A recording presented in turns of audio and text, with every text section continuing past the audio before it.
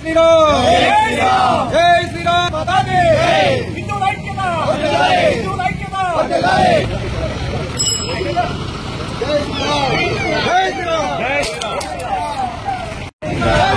శ్రీరామ్. చూడండి ఇక్కడ బస్సులు ఉన్నాయి. చీరాల నుంచి విజయవాడకి హైందవ బహిరంగ సభకు వెళ్తున్నారు.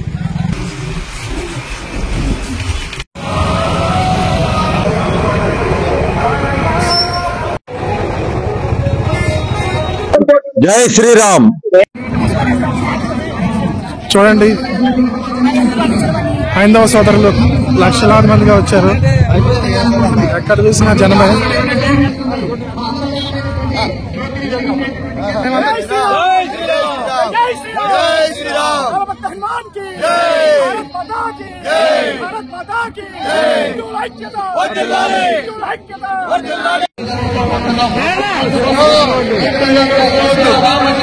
ఎటు చూసిన జనసందోహమే.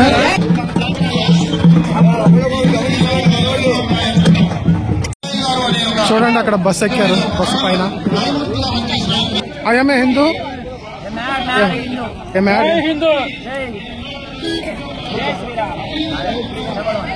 శ్రీకాకుళం నుంచి వచ్చారు. ఎక్కడి నుంచి మీ పేరు? గ్రేట్.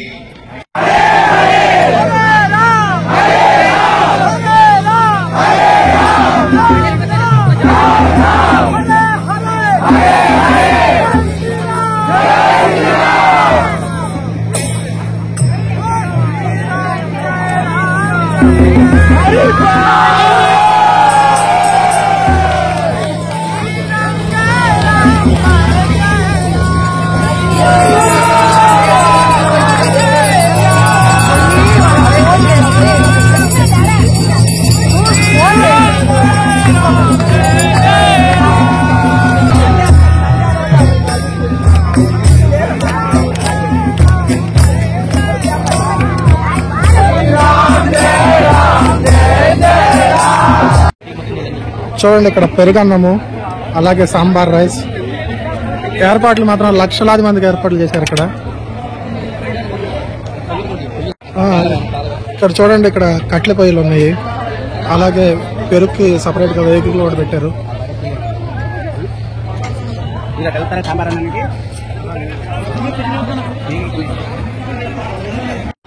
గుమ్మడికాయ, బెండకాయ. చూడండి అక్కడ రైస్ బ్యాగ్.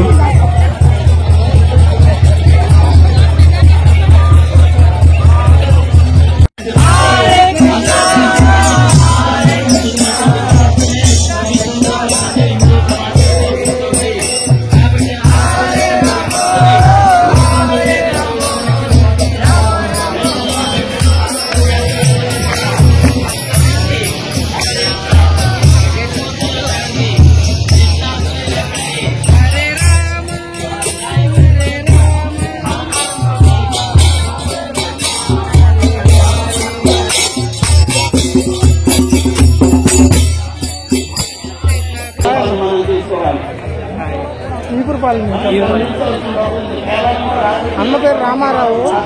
చీరాల టీంతో వచ్చారు. చూడండి ఇక్కడ సెక్యూరిటీ కూడా ఏర్పాటు చేశారు.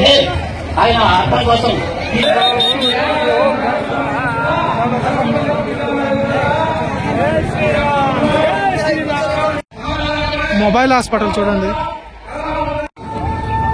అది అక్కడ ఉంది స్టేజ్, ఆ చెంబర్ ఉంది. ఎల్ఈడి స్క్రీన్ కూడా ఏర్పాటు చేశారు ఇక్కడ. చూడండి వేలాదిగా వచ్చారు, లక్షలాదిగా వచ్చారు హైందవ సోదరులు. ఎటు చూసినా జనమే. సముద్రాన్ని తలపిస్తుంది.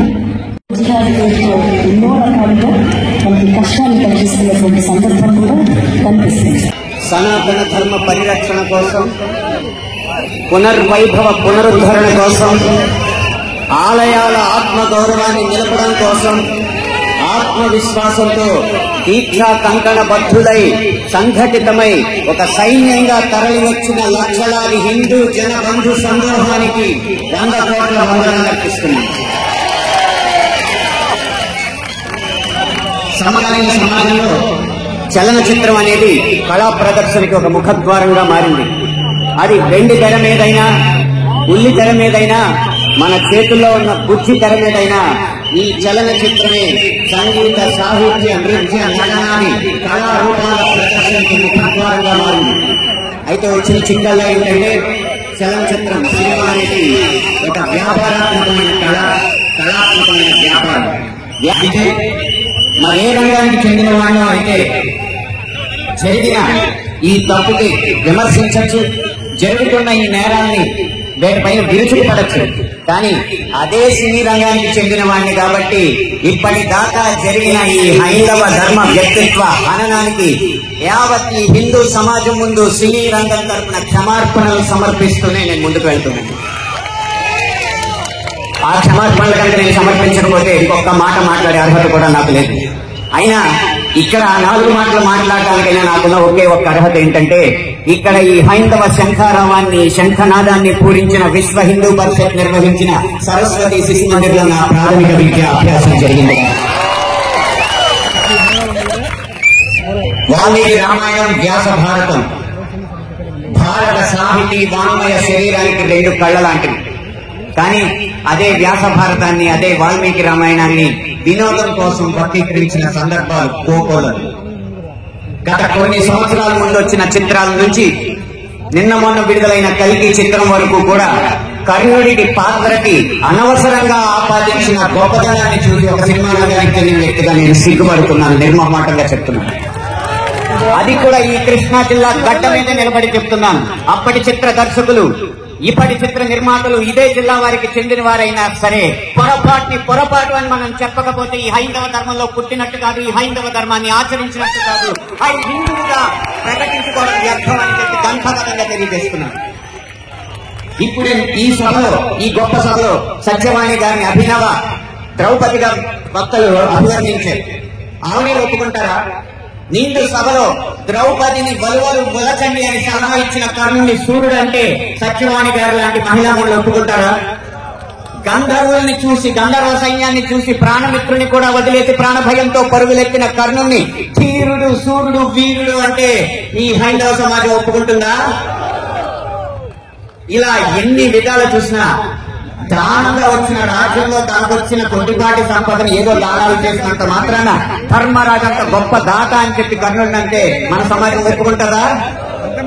నిన్న వచ్చిన కల్కి సినిమాలో అగ్నిదేవుడిచ్చిన ధనుస్సును పట్టిన అర్జునుడి కంటే సూర్యుడిచ్చిన ధనుస్సు పట్టిన కర్ణుడు వీరుడు అని చెప్తుంటే యుద్ధంలోనే ఏది ధనుస్సా ధర్మమా అని ప్రశ్నించకుండా మనం ఊరుకుంటామా?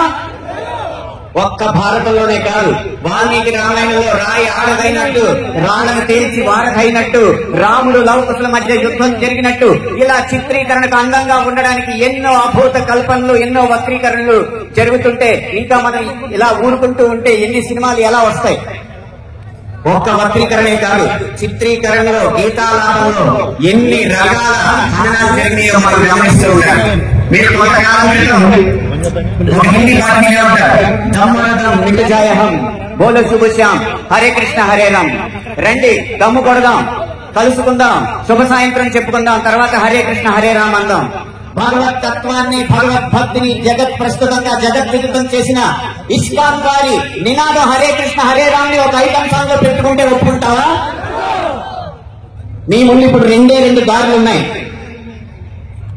కాళీ అన్న సినిమా డాక్యుమెంటరీ పోస్టర్ లో కాళికామాత సిగరెట్ కాలుస్తుంటూ ఒక పోస్టర్ వేస్తే మా ముందు 2 దారులు ఉన్నాయి. ఒకటి నిమ్మకు నీరెత్తినట్టు కూర్చోవడం, 2 నిగ్గదీసి నిలదీయడం.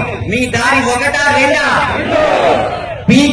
పీకే అన్న సినిమాలో రాయి మీద పాంపరా చూసి అదే శివలింగం అని చెప్పి వెటకారం చేసి అన్య మతస్థుల మందిరాల్లోకి మాత్రం వెళ్లకుండా వాళ్ళు తరిమి కొట్టినట్టు తెలివిగా తప్పించుకున్నారు. అప్పుడు మన ముందు 2 దారులు ఉన్నాయి, నిమ్మకు నీరెట్టినట్టు నుంచోవడం, నిగ్గదీసి నిలదీయడం. మీ దారి 1, 2? కాస్మిక్ సెక్స్ అన్న సినిమాలో ఇంత అద్భుతమైన పీఠాధిపతుల ఆహార్యాన్ని అనుకరించి గురువులు, పీఠాధిపతులు వచ్చిన శిష్యురాలతో శృంగార కార్యకలాపాలు చేస్తున్నట్టు చూపెడుతున్నారు. మీ ముందు 2 దారులు ఉన్నాయి, 1 నిమ్మకు నీరెత్తినట్టు కూర్చోవడం, 2 నిగ్గదీసి నిలదీయడం. మీ ఆప్షన్ 1, 2? ఎంఎఫ్ హుసేన్ లాంటి చిత్ర దర్శకుడు, చిత్రకారుడు సరస్వతి దుర్గా మాతల బొమ్మల్ని అశ్లీలంగా చేసినప్పుడు వారి కోవలోనే అక్రమ్ హుసేన్ అనే చిత్రకారుడు కృష్ణుణ్ణి బార్లో ఉంచి గోపికల్ని బికినీల్లో చిత్రించినప్పుడు మన ముందున్న దారులు రెండే రెండు, ఒకటి నిమ్మకు నీరెత్తినట్టు కూర్చోవడం, రెండు నిగ్గదీసి నిలదీయడం. మీ దారి ఒకటా రెండా? ఛత్రపతి శివాజీ తర్వాత అంత గొప్ప మరాఠా యోధుడు బాజీరావు మస్తానీగా ప్రేమ పిచ్చోడుగా చిత్రీకరించినప్పుడు మన ముందు రెండే రెండు దారులు ఉన్నాయి. ఒకటి నిమ్మకు నీరెత్తినట్టు కూర్చోవడం, రెండు నిగ్గదీసి నిలదీయడం. మీ దారి ఒకటా రెండా? ఇలా ఇన్ని విధాలుగా హననం జరుగుతుంటే ఇంకా మనం నిశ్శబ్దంగా కూర్చుంటే అది మన హైందవ సమాజానికే కళంకం అని నేను మనస్ఫూర్తిగా తెలియజేస్తున్నాను. పాటని ఎలా ఉపయోగించచ్చో, అదే హరే కృష్ణ హరే రామ ఎలా ఉపయోగించచ్చో సీతారాం శాస్త్రి గారు మనకు తెలియజేశారు.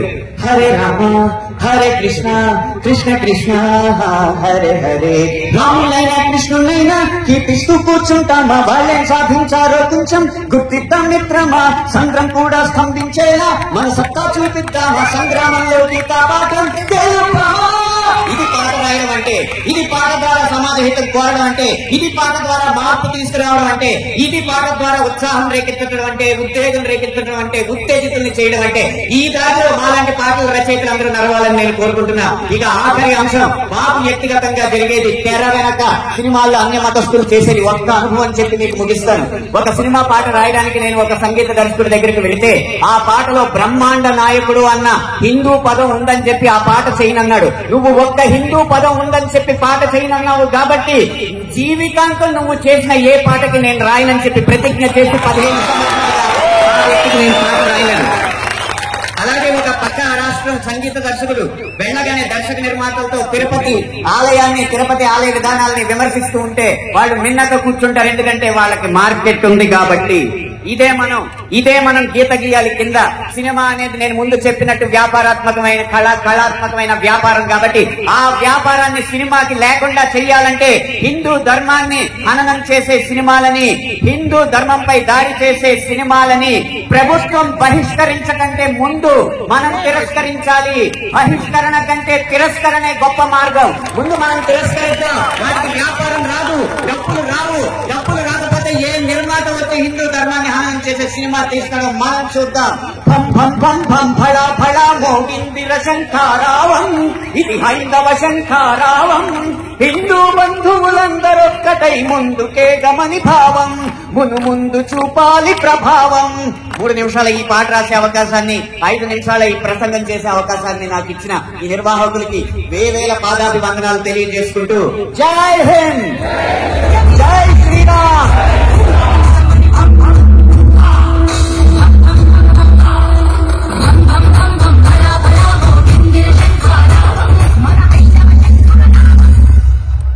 ఇది అనంత శంఖారావం, అవునా కదా? మన దీక్ష హిందూ హిందూ హిందూ హిందూ. దయచేసి వేదికను అలంకరించిన సాధు సంతులకి వేదిక గుర్తుంచుకోవాలి. ఒక ముఖ్యమైన విషయం చెప్పి నాకు అతి తక్కువ సమయం ఇచ్చారు కాబట్టి చెప్తున్నాను. సమరసత సేవ ఫౌండేషన్ ద్వారా ఆంధ్ర రాష్ట్రంలో కొన్ని వందల మంది ఎస్సీ ఎస్టీలకి అర్చకత్వ శిక్షణ ఇప్పించి దేవాలయాల్లో అర్చకుల కింద నియమించినటువంటి సంఘటనలు ఉన్నాయి. అలాగే ఎస్సీ ఎస్టీ మత్స్యకార కులాలకి సంబంధించినటువంటి ఏరియాలలో చాలా దేవాలయాలు, హిందూ దేవాలయాలు నిర్మించుకొని అదే గుళ్ళల్లో అర్చకత్వం చేసేటువంటి నా సోదరులు చాలా మంది ఉన్నారు. మనం ఈ విషయాన్ని స్పష్టంగా గమనించాలి మిత్రులారా. 1950వ సంవత్సరంలో ఏదైతే అస్పృశ్యత అంతరానికి గురైనటువంటి కొన్ని కులాలకి, అది కూడా హిందూ ధర్మాన్ని ఆచరించే సనాతన ధర్మకారులైనటువంటి కొన్ని కులాలకు మాత్రమే రిజర్వేషన్ కల్పించబడ్డాయి. ఒక్క విషయం కంపల్సరీ రాజ్యాంగం గురించి మనం చదవాల్సిన అవసరం ఉంది. 1950వ సంవత్సరంలో భారత రాష్ట్రపతి స్పష్టంగా రాజ్యాంగ సభలో స్పష్టంగా చెప్పారండి, హిందూ ధర్మాన్ని ఆచరించే అసలు హాలిడే వచ్చా ఎప్పుడు ఇవ్వాలి?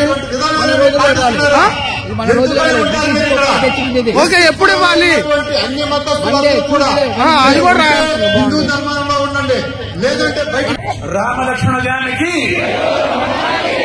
గట్టిగా ఎందుకు వినపడలేదు నాకు. రామ లక్ష్మణ జానకి బాగుంది. రామ లక్ష్మణ జానకి హైందవ శంకారావం అంటూనే శంఖమంటూనే జయం జయం కలగని కాక అని దత్తుడిని నేను ప్రార్థన చేస్తున్నా. మనం ఏది ఆశిస్తున్నామో, ఏది అపేక్షపడుతున్నామో అది జయం కలగని. ఇప్పటికీ 5125 సంవత్సరాలు మన హిందువులందరూ కూడా హిందూ దేశానికి వస్తే చాలు, ఇక్కడ ఒక దేవలోకం అనేటువంటి ఇప్పటికీ కూడా ఎంతో మంది యూరోపియన్స్ చెప్తుంటారు. అటువంటి హిందూ రాష్ట్రంలో మనమంతా పుట్టామంటే మన భాగ్యం అత్యంత అద్భుతమైనటువంటి భాగ్యం. మనకు ఇది మనం ఎప్పుడు మర్చిపోకూడదు. ఎన్ని పుణ్య నదులు ఉన్నాయి, ఎన్ని పర్వతాలు ఉన్నాయి. అటువంటి అవతార రూపమే ఇక్కడికి భగవంతుడు ఇక్కడ ఎన్నుకున్నాడు. ఈ భూమిని, ఈ భారత భూమిని ఎన్నుకున్నాడు తన యొక్క అవతారాల కోసం. అటువంటి అవతార భూమి అయినటువంటి భగవంతుడే వేరే మనిషి రూపంతో వచ్చి ధర్మాన్ని ప్రచారం చేశాడు. అటువంటి ధర్మాన్ని నిలుపుకోవటము మన యొక్క కర్తవ్యం. మనది ఒక్కొక్క పల్లెలో, ఒక్కొక్క గ్రామంలో, ఒక్కొక్క ఆలయము అప్పుడుండేటువంటి మహారాజులు కానీ, అప్పుడుండేటువంటి దాతలు కానీ కట్టించినటువంటి ఆలయాలు, ఎన్నో మహిమలు జరిగినటువంటి ఆలయాలు. రేట్లు కట్ చేసుకోవటము అనటం అది ఇంకా వెలిగించాలి కానీ లైట్ ఉంచుకోకూడదు. మనం వెలిగిపోతూ ఉండాలి.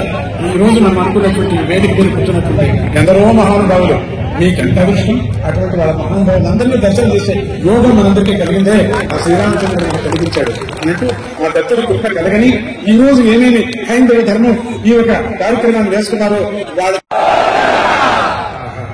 అన్నట్టు వాళ్ళందరికీ నమస్కారం చేస్తూ వాళ్ళ ఆశీస్సులందరూ తీసుకుందాం. వాళ్ళ ఒక్కొక్క పలుకుని కూడా మనం జ్ఞాపకం చేసుకుందాం అన్నట్టు ఈ హైందవ ధర్మం, ఈ శంకరారావు ఎట్లా వీడి కార్యక్రమం అనుకుంటున్నారో, వీళ్ళు అనుకున్నారు, సంకల్పం చేశారు. వీళ్ళకి జయం కలగని, వాళ్ళకి కలిగితే నాకు కలిగినట్టే కదా జయం, అందరికీ జయం కలగని అని దత్తుని నేను వేడుకుంటూ, ఆ జగన్మాతను వేడుకుంటూ, ఇక్కడ అమ్మవారి క్షేత్రంలో ఉన్నాం మనం, అమ్మని వేడుకుంటూ జై గురుదత్త, శ్రీ గురుదత్త. తీరాలి తీర్చుగాక అని అమ్మను ప్రార్థిస్తూ మాకు అవకాశం ఇచ్చినటువంటి విశ్వ హిందూ పరిషత్ కార్యకర్తలందరికీ కూడా మా హృత్పూర్వక అభివందనములు, మహాత్ములందరికీ మా ప్రణామములు. జై శ్రీరామ్, జై హనుమాన్. ధర్మభూమికి, గోమాతకి గోసేవ చేసుకునే భాగ్యాన్ని అందజేశారు. సనాతన భారత హైందవ ధర్మంలో విశిష్టమైనది గోవు యొక్క ప్రాశస్తము. గావో విశ్వస్వమాతర, గోవు ఈ విశ్వానికే మాత అని చెప్పబడింది. భగవంతుని యొక్క సృష్టి గోవు. ఋషీశ్వరుడు రాజఋషి అయిన విశ్వామిత్రుని యొక్క సృష్టి గేద. ఇక ఇంగ్లీష్ వాడి సృష్టి సంకర జాతి ఆవు, అదే జెర్సీ ఆవు.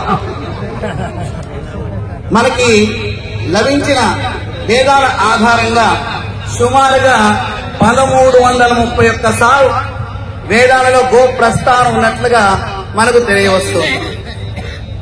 క్షీరసాగర మండలంలో కామధేను ఉద్భవించి తాను నందినిగా, బహుళగా, సుభద్రగా, సుశీలగా మరియు సురభిగా పంచగోవులుగా మారి సనాతన భారత హైందవ ధర్మంలో మానవుడి యొక్క మనుగడ కోసం భగవంతుని యొక్క ఆజ్ఞచే ఆ కామధేనుని ఈ భూమి మీద గోమాతగా జన్మించి మనకు అనుగ్రహాన్ని ప్రసాదిస్తుంది.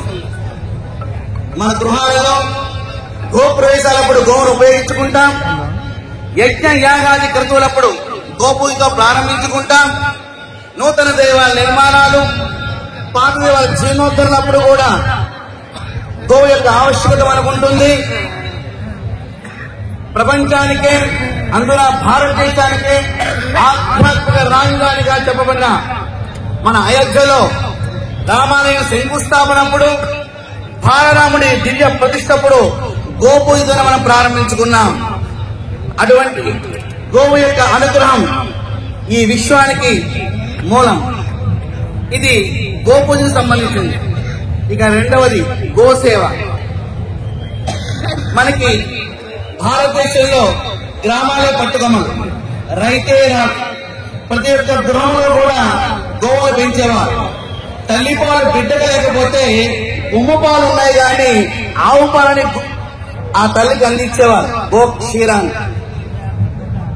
మరి మన రాష్ట్రంలో ఇటు కాణిపాకము, కాళహస్తి, తిరుమల, శ్రీశైలము, మహానంది, మంగళాద్రి క్షేత్రము, దుర్గామల్లేశ్వర దేవస్థానము, పెనుగంచిప్రోలు, ద్వారకా తిరుమల, కనకమహాలక్ష్మి దేవస్థానము, సింహాచలము, అన్నవరము, అరసవెల్లి సూర్యనారాయణ దేవస్థానం. ఇన్ని ప్రధానమైన దేవాలయం ఉంటే దేవాలయ కేంద్రంగా గో సంరక్షణ చేసిన బాధ్యత ఉంటే అవన్నీ కూడా సక్రమంగా ఎక్కడ జరగట్లా. గత కొద్ది సంవత్సరాల క్రితం సింహాచల క్షేత్రంలో గోవులు చనిపోయినాయి. అప్పుడు విశ్వ హిందూ పరిషత్ ఆధ్వర్యంలో మేము అక్కడికి వెళ్ళి ఉద్యమం చేశాం. పాపం ఈవో గారు ఏసీ రూముల్లో ఉంటారు, ఏసీ కార్లో తిరుగుతుంటారు, ఇంట్లో ఏసీ ఉంటుంది, ఆఖరికి ఏసీ విమానాల్లో కూడా వెళ్ళిపోతుంటారు. కానీ గోవులకి నిలువ నీడ ఉండదు, నీరు కూడా ఉండదు. అక్కడ యుద్ధం చేశాం, పోరాటం చేశాం, గోవులకి ఆచ్ఛాదన ఇచ్చాం, 4 బోర్డులు అక్కడ వేయించగలిగాం. అంటే సేవ చేయవలసిన ప్రభుత్వం వారి యొక్క బాధ్యతలు విస్మరిస్తున్నారు.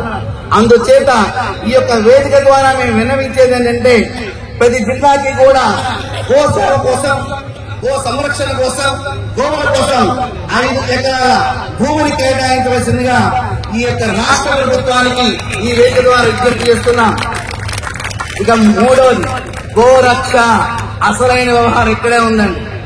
ఈ రాష్ట్రంలో ప్రతిరోజు వందలాది గోవులు అటు శ్రీకాకుళం నుంచి ఇటు చెన్నై వరకు నిరంతరాయంగా ప్రయాణం చేస్తూనే ఉంటాయి, వలసలు వదిలించబడుతూనే ఉంటాయి. వాటిని గో ప్రేమికులు, గో సేవకులు, గో పోషకులు, గో రక్షకులు, గో వీరులు ఆ యొక్క కంటైనర్ ఆపి పోలీస్ స్టేషన్ తీసుకువెళ్తే ఇక అసలు నాటకం ప్రారంభమవుతుంది. ఎవరైతే రిపోర్ట్ చేయడానికి ఇచ్చామో వారిని భయభ్రాంతికి గురి చేయడము, వారి మీద కేసు నమోదు చేయడము, వారిని ఇబ్బంది కలగజేయడము ఈ విధంగా జరుగుతున్నాయి.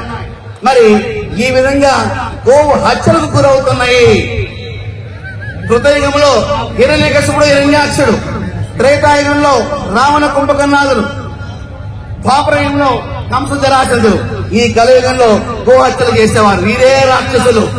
అటువంటి గో హత్య చేసినప్పుడు మరి మన రాజ్యాంగ చట్టాన్ని పరిరక్షించవలసిన ప్రభుత్వ విభాగాలని కూడా ఏం చేస్తున్నాయి?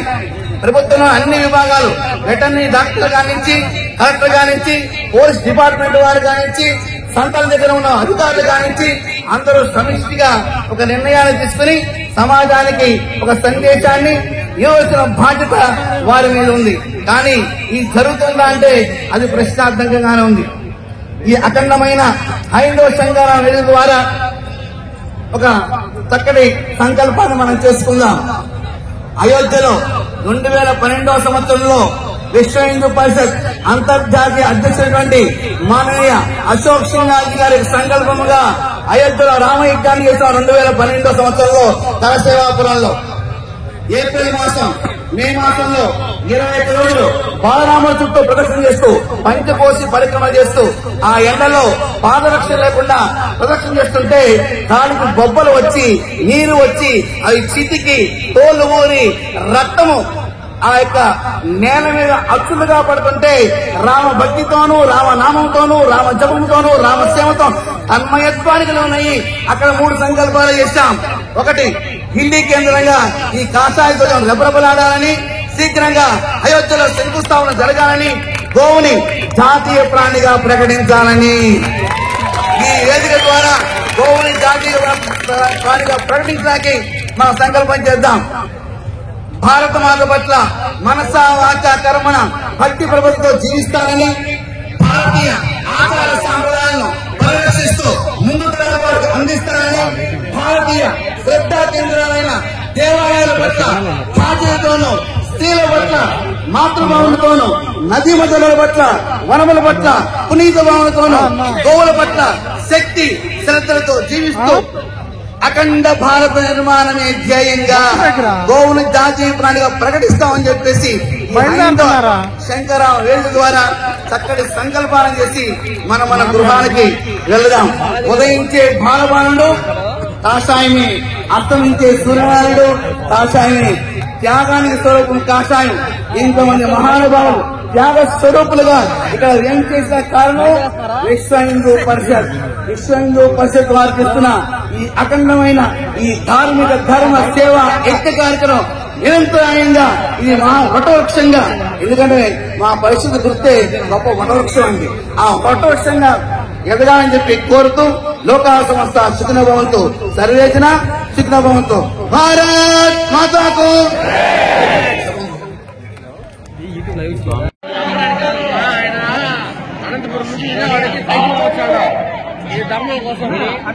జెండాలు